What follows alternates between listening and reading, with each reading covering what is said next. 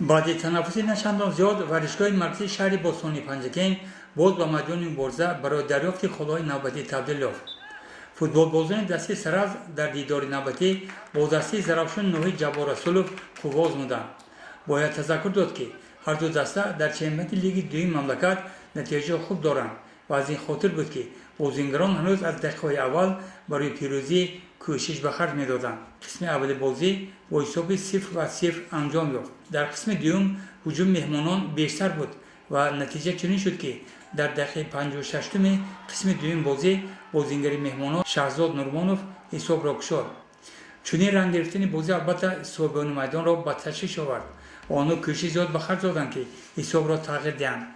خوشبختانه در دقیقه 81 با بازیگری سراز کامران مرادوف میسر گشت که حساب را برابر نماید. بعدا کوشش فوتبال بازان هر دو دسته برای تغییر دادن حساب به نتیجه انجام یافت و بازی با حساب دوران 1-1 به آخر رسید. من مربی تیم زرافشان گولوف بزرگمیر گولوویچ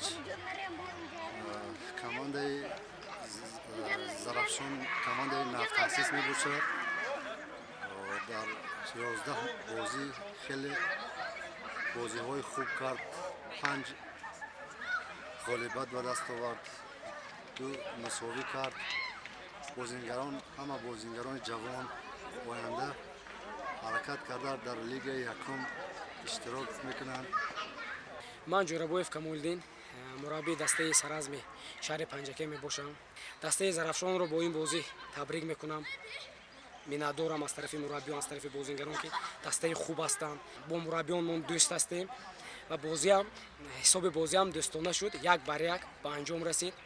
این خیلی خرسندآور است که بازی های لیگ دو شفاف و قوت شده گذشته سال است. این سال 2021 از نام خودم با گفتنی هم که دسته سرازم شهر پنجکین سال جاری نفت تاسیس یافت.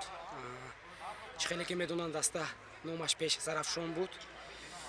سببی که مربیان مخلصان یک خواستند که دیگرگونی نوآوری به دسته جاری کنند. نام دسته رو سرازم بزرگ موندیم که تاریخ 5500 سالگی دارد. دسته سرازم شهر پنجکین در جای دوم قرار دارد در جدول چمپیونات تاجیکستان لیگ دو.